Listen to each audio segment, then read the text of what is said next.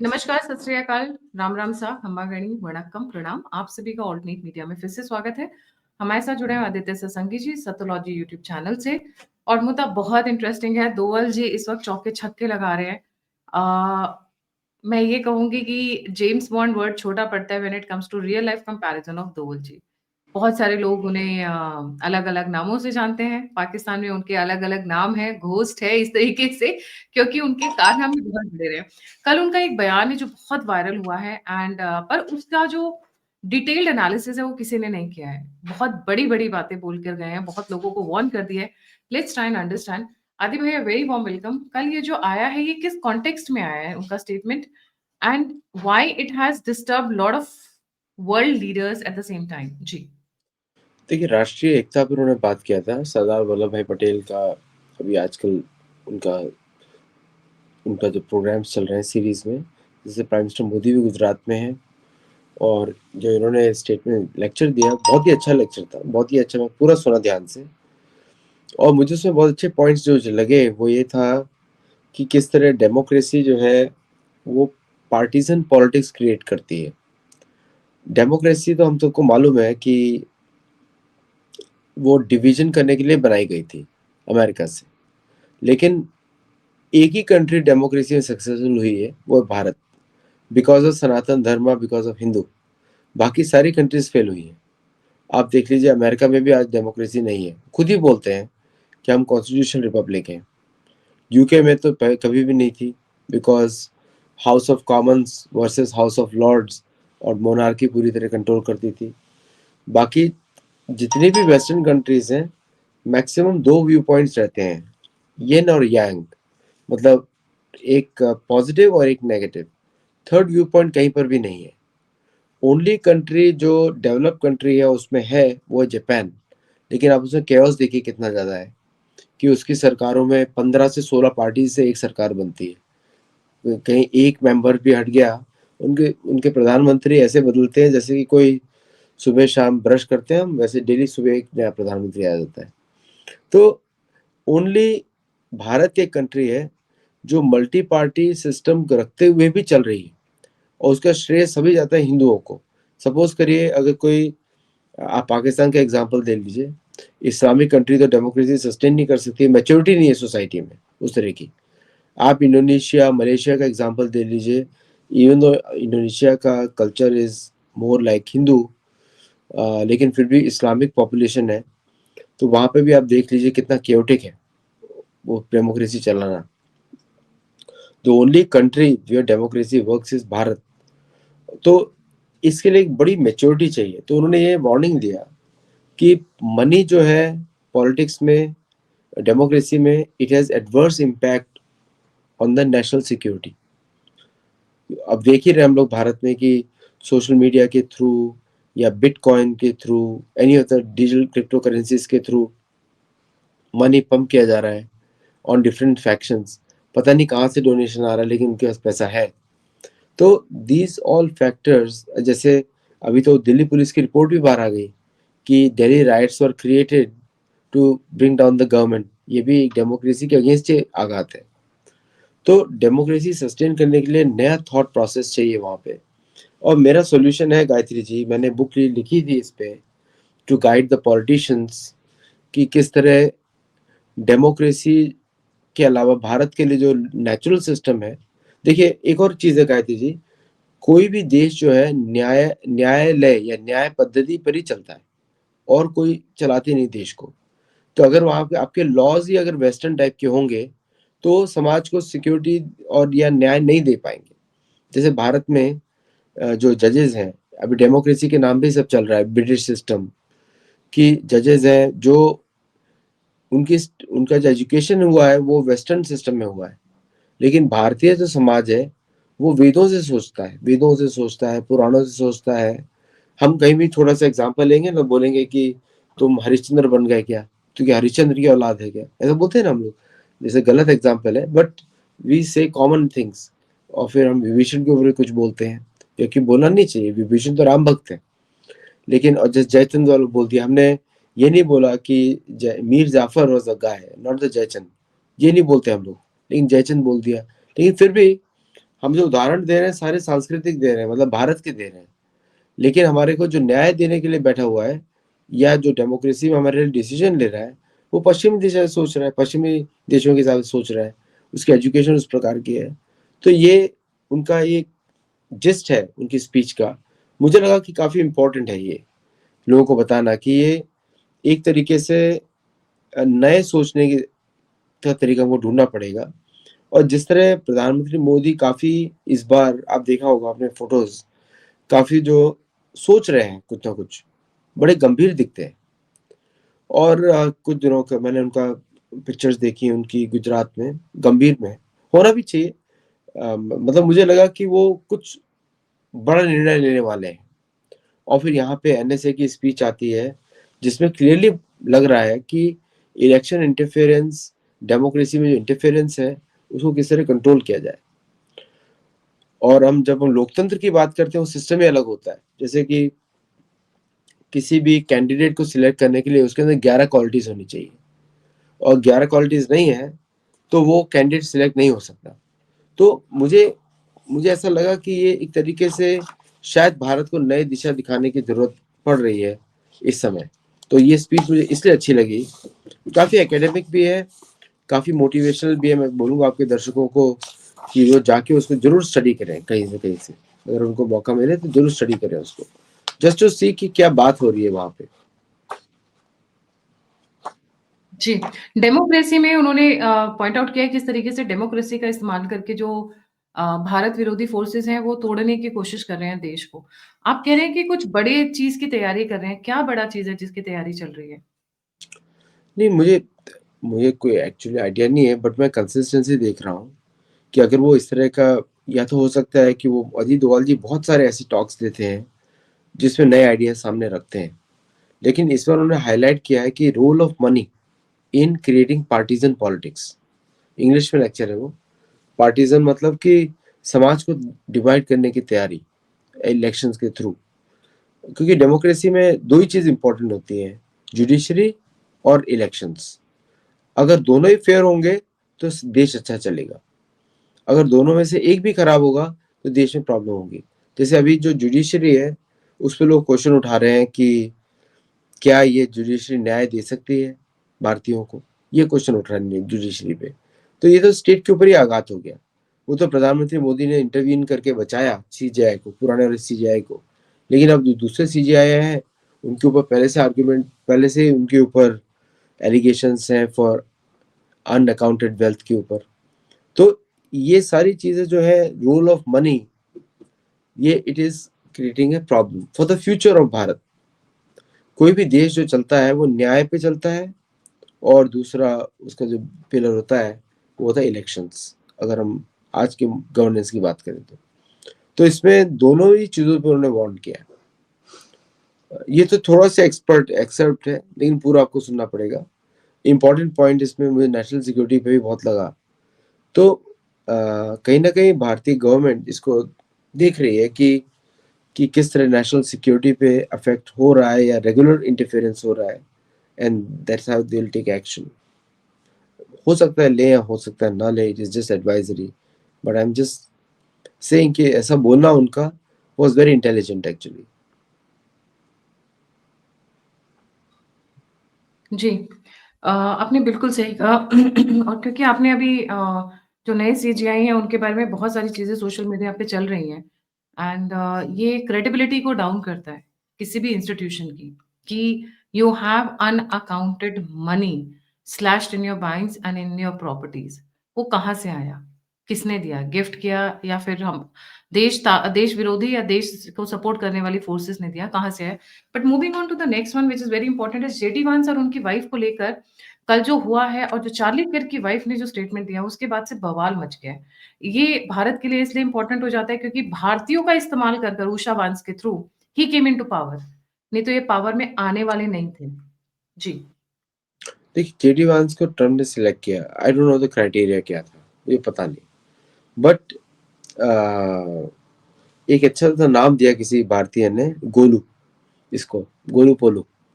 तो ये जो जेडी वांस के जो कमेंट्स थे काफी इररेस्पॉन्सिबल थे, और जिस तरह उन्होंने अपनी वाइफ को दूसरी तीसरी बार टारगेट किया है, which is very very shocking. और यहाँ तक तो जो उन्होंने जो एरिका कर्क के साथ, और एरिका कर्क का इंटरव्यू था कि मैं उसमें अपना पति देखती हूँ, लिटरली ये बोला उसने हिंदी में। तो आई सी चार्ली इन हिम, ऐसा बोला उसने, मतलब मैं उसमें अपना पति देखती हूँ। और इससे सारे रूमर्स उठ गए, और बाद में से क्लैरिफाई भी किया एक ट्वीट करके कि मेरा मतलब ये नहीं था, she has a right to retain her own faith. लेकिन उषा को एग्नोस्टिक बोलना, जबकि उषा ने आके भारत में बोला था प्रधानमंत्री मोदी से, मैं अपने बच्चों को रामायण महाभारत सिखाना चाहती हूँ, ये उसके शब्द हैं। और मैंने ऑफर भी दिया था उषा को कि सैन डिएगो हमारा गुरुकुल चलता है, आप वीकेंड में भेज सकते हैं अपने बच्चों को, है ना, मैंने बोला था उनको। सैन डिएगो में ही उनके रहते हैं उनके माता पिता। तो द पॉइंट इज कि इररेस्पॉन्सिबल स्टेटमेंट, और दूसरा वो कैथोलिक है। अब कैथोलिक कभी भी भारत अमेरिका का राष्ट्रपति नहीं बन सकता। ये पहले से 7 बार अपने नाम बदल चुका है, जेडी वांस, ये वांस लेटेस्ट है। हाँ, तो आर यू हाँ, सीरियस? Yes yes yes. तो मुझे लगता है कि मेंटली डिस्टर्ब हिस्ट्री है इसका काफी। और इसको, जब इसके पास कुछ भी नहीं था, ये जो यूनिवर्सिटी में पढ़ते थे, तब इसको उषा के पेरेंट्स ने शरण दी, भोजन खिलाया, पाला पोसा। इसके बहुत सारी पिक्चर्स है परिवार में उनके त्योहार मनाते हुए। इसकी शादी भी इंडियन तरीके से करवाई। ओके, ये सब काम किया उषा के पेरेंट्स ने। उसके बाद इससे इस तरह स्टेटमेंट आना, और उषा जो है प्रैक्टिसिंग हिंदू है, तो इस तरह के स्टेटमेंट लाना कि मैंने बच्चों को क्रिश्चियन रेस कर रहा हूँ, कैथोलिक रेस कर रहा हूँ। बच्चों को रेस करने का काम तुम्हारा तो नहीं है, बच्चों को रेस करने का काम तो माता का होता है, पिता का तो नहीं होता है। तो अमेरिका में भी अगर you are such an important senator है, आपको पॉलिटिकल पोजीशंस है, तो कहाँ समय मिलेगा आपको बच्चों के साथ? तो आप अपने काम में बिजी रहोगे। इस तरह की जो बकवास करा है इसने, इसको भी पता नहीं क्या बोल रहा था ये। He was trying to impress the MAGA base for turning point USA, जो कि एक मागा प्लेटफॉर्म है, चार्ली कर्क ने शुरू किया था वो। तो और साथ में एरिका, मुझे लगा कि ये पति के जाने के बाद बड़ी दुखी होगी। ये जिस तरह आई, उसने तो गले लगाया और उसको बोला कि मैं तुम्हें अपना पति देखती हूँ, ये सब गॉन ओवरबोर्ड। अमेरिका में इस पे मीम्स बन रहे हैं, अमेरिका में इसके कंटिन्यूसली मीम्स बन रहे हैं कि शायद इनके बीच में अफेयर चल रहा हो, शायद इनके बीच में पहले से एग्रीमेंट हो चुका हो, या ये डिवोर्स करना चाहता हो। आई वोंट बी सरप्राइज ये कर देगा, आई वोंट बी सरप्राइज, क्योंकि वो एक ऐसा पॉलिटिकल प्लेटफॉर्म है। तो मुझे मुझे जो समझ में आया बॉडी लैंग्वेज से उनका, अरिका का, कि शी इज वेरी एम्बिशियस। और इसकी बॉडी लैंग्वेज में समझ में आया कि ये इसको किसी भी हालत में ऑल्टरनेटिव दिखाना है कि he is an alternative to Trump. Running for presidential election in 2028। अभी तो नहीं कर सकता, अगर ये बोलेगा तो ट्रम्प इसको फायर कर देंगे कल ही तो he won't say in front of Trump, but वो दिखाना चाहते हैं कि yes I am ready for the next leap. और तभी इनको सपोर्ट मिलेगा when he says that he is a Protestant, not Catholic. तो Catholic is not Christian, Catholic is Catholic. तो क्रिश्चियन बनने के लिए इसको प्रोटेस्टेंट का सपोर्ट बेस चाहिए, विच इज मागा। तो इसलिए इसने ऐसा स्टेटमेंट दिया होगा, ऐसा मैं अज्यूम कर रहा हूँ। हो सकता है ये फुलिशनेस से भी दिया हो। हमारे बहुत सारे व्यूअर्स नहीं जानते होंगे कैथोलिक और, before I come to the latest statement of Tulsi Gabbard, क्योंकि she has dropped a bombshell, Protestant और कैथोलिक्स में क्या डिफरेंस है? सो जो कैथोलिक्स होते हैं वो होते हैं रोमन वेटिकन से। ये फर्स्ट जीसस मेथोलॉजी का पहला चर्च था वेटिकन वाला, वो they are known as Catholics. ये आता है कॉप्टिक से, शब्द आता है, कॉप्टिक्स भी इन्हीं का ब्रांच होता है इजिप्ट में। तो जो भी रोमन से एफिलिएटेड है वो कैथोलिक होते हैं, जो चर्च ऑफ इंग्लैंड से एफिलिएटेड होते हैं वो होते हैं प्रोटेस्टेंट। तो अमेरिका, कनाडा, ऑस्ट्रेलिया और न्यूजीलैंड, ये प्रोटेस्टेंट कॉलोनीज हैं चारों की चारों। बट कनाडा में कैथोलिक्स ज़्यादा है और बाकी सब जगह प्रोटेस्टेंट ज़्यादा है। तो ये दोनों फर्क होता है। और ऐसा नहीं कि सारे सभी लोग क्रिश्चियन हैं। Christian interesting. Only means Protestant, बाकी कैथोलिक्स होते हैं। जी। एक लेटेस्ट बयान आया हुआ है तुलसी गबार्ड का, जो सभी को पता था, जो हमको पता था, हम पिछले कई सालों से एक्सपोज़ करते आ रहे हैं। Now she has come out and openly said कि US has been engaged in regime change operations across the world. एक बड़े लीडर के मुँह से आना, मतलब आप कन्फेशन की तरह माना जाएगा इसे। जी। वो तो क्लियर है। वो तो एक्चुअली 1978 में अमेरिकन स्टेट सेक्रेटरी ने बोला था, our human rights abuses issues are just for regime changing.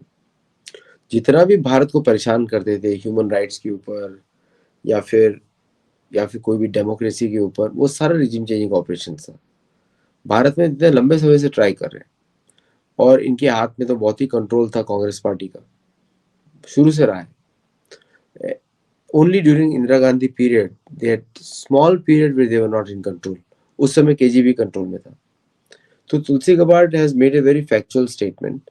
और तुलसी गबार्ड ने जिस तरह इस एडमिनिस्ट्रेशन में काम किया है, शी इज पॉलिटिकली न्यूट्रल। वो सिर्फ अपने काम से काम रखती है।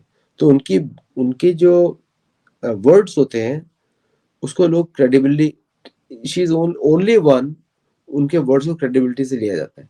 लेकिन इसकी और काश पटेल के बीच में लड़ाई हो गई।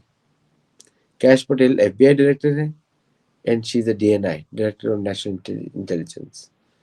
तो वो लड़ाई इसलिए हुई क्योंकि इन्होंने इस तरह की बातें बोली, जो कि she talks very, she is a student of Bhagavad Gita, बड़ी आइडियली बात करती है, आइडियल बातें करती हैं, जो कि अमेरिकन सोसाइटी के एकदम अपोजिट जाता है। तो कैश पटेल ने बोला no interference in FBI work. तो ये भी कुछ दिखाता है कि she is not being taken और shown proper respect by the Trump administration, क्योंकि बहुत सारे लोग ने इनके अगेंस्ट लूज टॉक किया है बहुत ज़्यादा, specially after what happened in हवाई। तो ये जो स्टेटमेंट है इनका, if you look in from that all that political background जो पीछे है, तो ये बड़ा इंपॉर्टेंट स्टेटमेंट हो जाता है। तो ये एक तरीके से बोल रहे हैं पब्लिकली रिजीम चेंजिंग ऑपरेशंस, क्योंकि she is against the regime changing operation in Venezuela. मुझे ऐसा लगता है, क्योंकि वेनेजुएला में जो हो अमेरिका कर रहा है, वो ट्रम्प के भी शब्दों के विरुद्ध जा रहा है, by the way. Very interesting. इसके बाद आते हैं इंडिया, आपने वेनेजुएला का नाम लिया, पर आज तो ट्रम्प ने कहा है कि they will not be fighting और going for any war with Venezuela. Trump daily सुबह कुछ बोलते हैं, शाम को कुछ बोलते हैं। सुबह उन्होंने अनाउंस किया कि आज मैं अटैक करने जा रहा हूँ, शाम को बोला कि नहीं करने जा रहा हूँ। तो क्या चल रहा है मुझे समझ में नहीं आ रहा है। मैं आपको बताऊं मुझे क्या लगता है कि जो मदुरो है, he is going to agree to President Trump's terms, वो तेल सप्लाई करेगा, बस काम खत्म हो गया उसके बाद। तो अमेरिका को तेल चाहिए, और वेने उसको अपनी जीवन जान जान बचानी है, तो तेल सप्लाई कर देगा, उसमें क्या बड़ी बात है। एक बड़ी इंटरेस्टिंग डेवलपमेंट हुई है जिसकी तरफ बहुत कम लोगों का ध्यान दिया गया है। That is in India US 10-year defence framework agreement. ये क्या है? इसमें should we be happy about it और is just a paper work? How do you see it? Paper work है ये फ्रेमवर्क है। फ्रेमवर्क मतलब कि हम इस तरह एक्ट करेंगे, ये करेंगे, फिर ये करेंगे, क्योंकि ऑलरेडी एक एक्सरसाइज अभी भी चल रही है। इतनी सारी एक्सरसाइज होती हैं, कुछ ना कुछ चलता ही रहता है भारत और यूएस के बीच में। और साथ में आपको ये भी देखना पड़ेगा कि भारत के पास बहुत सारे, अभी भारत ट्रस्ट तो करता नहीं है अमेरिका को। F404 पे तो लोग एचएएल पे भी उंगली उठा रहे हैं कि किस तरह का एग्रीमेंट, प्लेन बनाया जो एक ही इंजन यूज करता है। अगर तुम अपना प्लेन बना रहे हो, थोड़ा सा डिजाइन फ्री रखना चाहिए था कि दूसरे इंजन से अडॉप्ट कर सके। When you know you don't have engine, you know, अगर आपके पास इंजन है, then you make for it. मेरे को मालूम है कि अमेरिका से ले रहे हो, तो why you create such kind of design जहाँ पे एक ही इंजन फिट हो सकता है।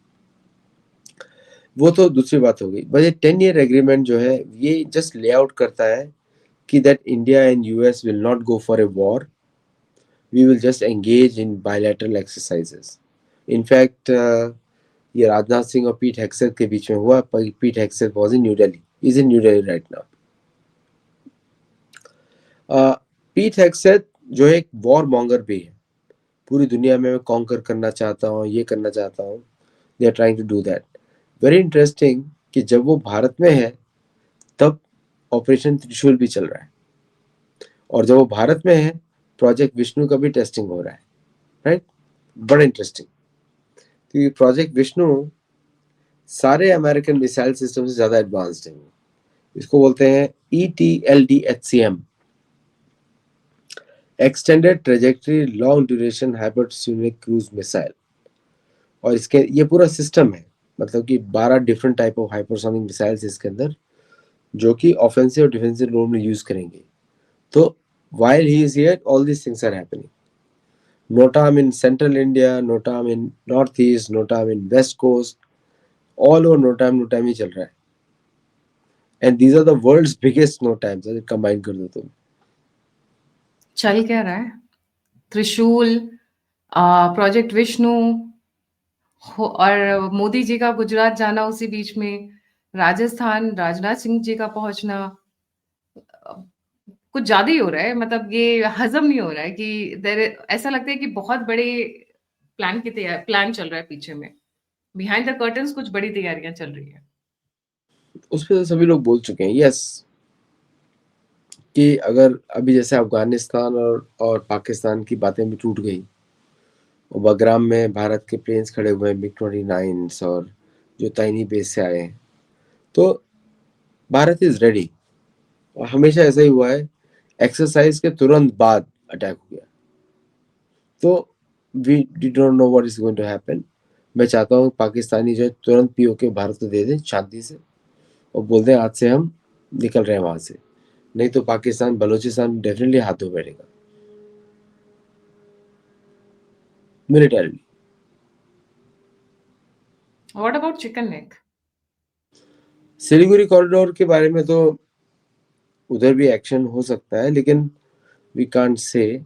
मेरे हिसाब से तो होना चाहिए, बिकॉज सिक्योरिटी थ्रेट है वो.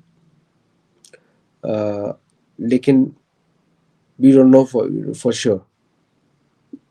लेकिन जिस तरह नोटाम इशू किया है, उससे म्यांमार, चीन, थाईलैंड और आपका ये सारे देशों का नोटिस है एक तरीके से. बांग्लादेश का तो है ही. नोटाम का क्या केस होता है, जिससे वो दूर होता है उसी पर अटैक होता है. नोटाम के बाद पूरी दुनिया के उसूल है. तो इस समय बांग्लादेश से दूर है, इसका मतलब Bangladesh is the target.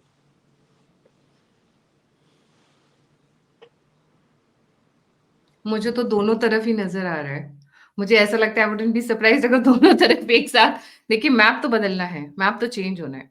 And they have made plenty of mistakes. रोज टेररिस्ट पकड़े जा रहे हैं, रोज ISIS के मॉड्यूल्स पकड़े जा रहे हैं. मैंने मैंने जो बहुत इंपॉर्टेंट थे वो मैंने कवर भी किए हैं अपने चैनल पे. मुझे ऐसा लग रहा है कि दनादन एक साथ ही होगा जो होगा, east to west, north to south. जी. 40,000 फीट अबव वहां से नोटाम शुरू होता है. That is beyond the range of most Pakistani planes. तो आप समझ सकते हैं क्या बात हो रही है. और मीन्स अग्नि 5 भी यूज हो सकता है. Anything can be used. मतलब कि ये एक तरीके से अमेरिका को मैसेज है. वो बहुत आए थे पीट हेक्सेल, डिपार्टमेंट ऑफ वॉर. मैंने वॉर करना तो आपको आता नहीं है, हम वॉर कर रहे हैं, दिखा रहे हैं आपको, क्योंकि आपका ही वो एजेंट है. तो I think there is a tacit understanding of American also.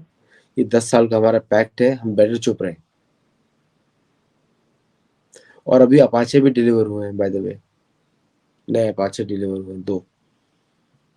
आप कितनी कूलली बता रहे हो. बस अब अभी अपाचे डिलीवर हुए, 40,000 की वो है. बस next day you are so cool. जी. नहीं, एक्चुअली क्या है कि जो भारत का जो पोस्चर है इंडिजिनस वेपन्स का, इंडिजिनस एक्चुअली बोलना नहीं चाहिए, इंडियन वेपन्स का, except the engines, everything is good. अभी मैं आपको बताऊं कि by 2027 Bharat will add 55 more ships. बहुत होता है. मीन्स कि जस्ट इमेजिन करिए कि 3 Indian navy ships, 1 destroyer, 2 frigates ने टर्की को ऑलमोस्ट डिफीटेड देम. मतलब उनका अंकारा बिजली चली गई. Just imagine. और उनकी पूरी navy is useless in front of 3 navy ships of India.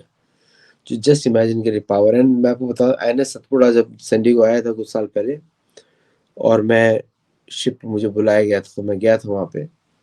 तो one thing American naval officer told me, your ships are very well equipped। ये बोला उसने शब्द। इससे नेवल तारीफ है, नेवल की तारीफ है, कैन मीन एनीथिंग। मैंने उसको पॉजिटिवली लिया। मैं बोला okay, thank you for telling me, but भारतीय navy ships are well equipped.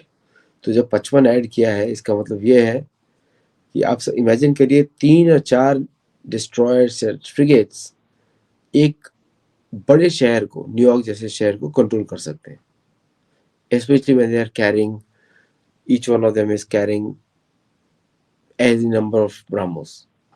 फेंकने वाले कितने होते हैं, जैसे फेंक लाइक शूटिंग करने के लिए 16 होंगे या 20 होंगे, 32 होंगे VLS platform, vertical launch systems. लेकिन what they keep in the storage is not important, what is important, storage में कितने हैं। मिसाइल लॉन्च से तो 32 है, लेकिन उस स्टोरेज में कितने हैं। तो इंडिया के प्लान्स बहुत ही अच्छे हैं, और वो होने भी चाहिए, because eventually America has to leave Indian Ocean region, और इंडियन ओशन रीजन जब हो जाएगा तो India will be the only one.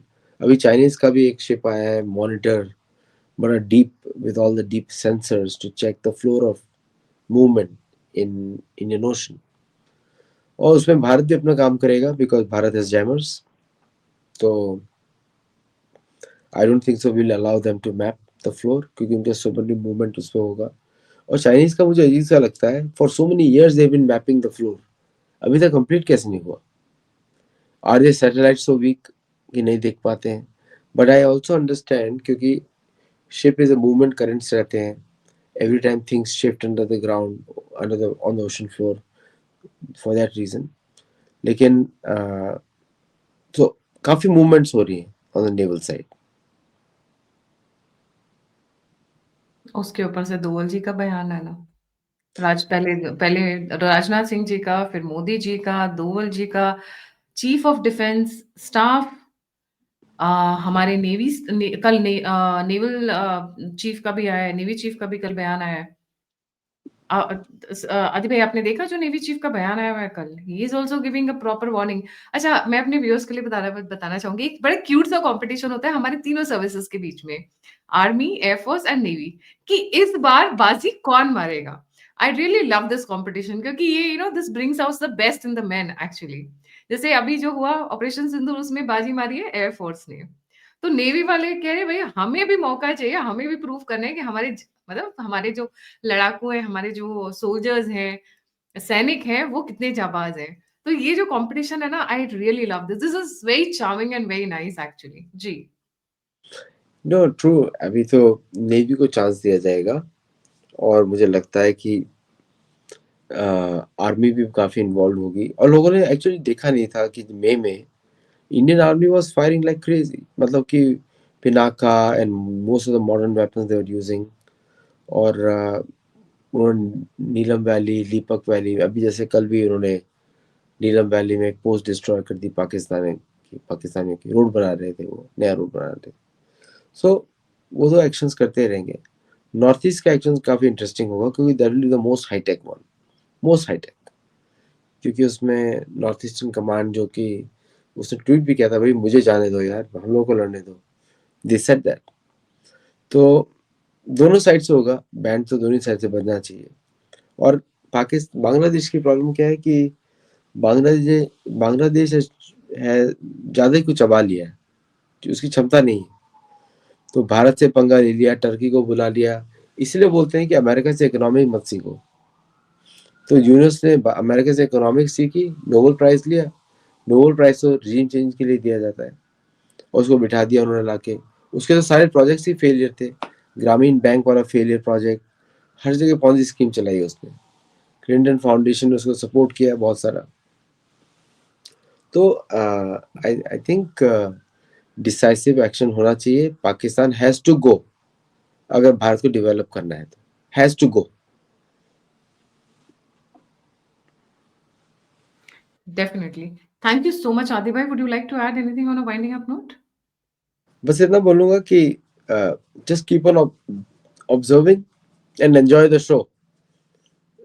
Sit and अभी तो enjoy show the चल show. हमारा वोट बहुत काम आ रहा है. We have given to the right person, right place, right timing, and they know how to lead the country. हाँ, तो वोट don't जरूर get डालिएगा. carried फिर away. से कह रही हूँ. Don't get carried away. away. Social media पे बकवास जो चलता रहता है कि लोग पूछते हैं मोदी जी ने क्या नहीं किया. भाई राम मंदिर दिया आपको, आर्टिकल 370 हटा दिया, so many things he has done. कितने सारी योजनाएं, कितना सारा पेंशन के प्रोग्राम्स. आप सोच रहे हैं बाकी पूरे, आप देखिए पाकिस्तान, अमेरिका में क्या चल रहा है. अमेरिका भिखारी बन चुका है, पैसे नहीं है सैलरी देने के लिए, राइट. अब इंडिया में तो ऐसा कुछ नहीं हुआ. तो काउंट ऑल दोज थिंग्स कि इन्होंने हिंदुओं के लिए कुछ नहीं किया. अरे हिंदुओं के लिए और क्या करेंगे, बाकी तो हिंदुओं का काम है ना करना. कन्वर्जन रोकना तो आपका मेरा काम है. जाओ सड़क पे, घर घर जाओ, प्रचार करो, कन्वर्ट करो, तो आपका काम है. रिलीजियस फ्रीडम गारंटीड है by the constitution of India.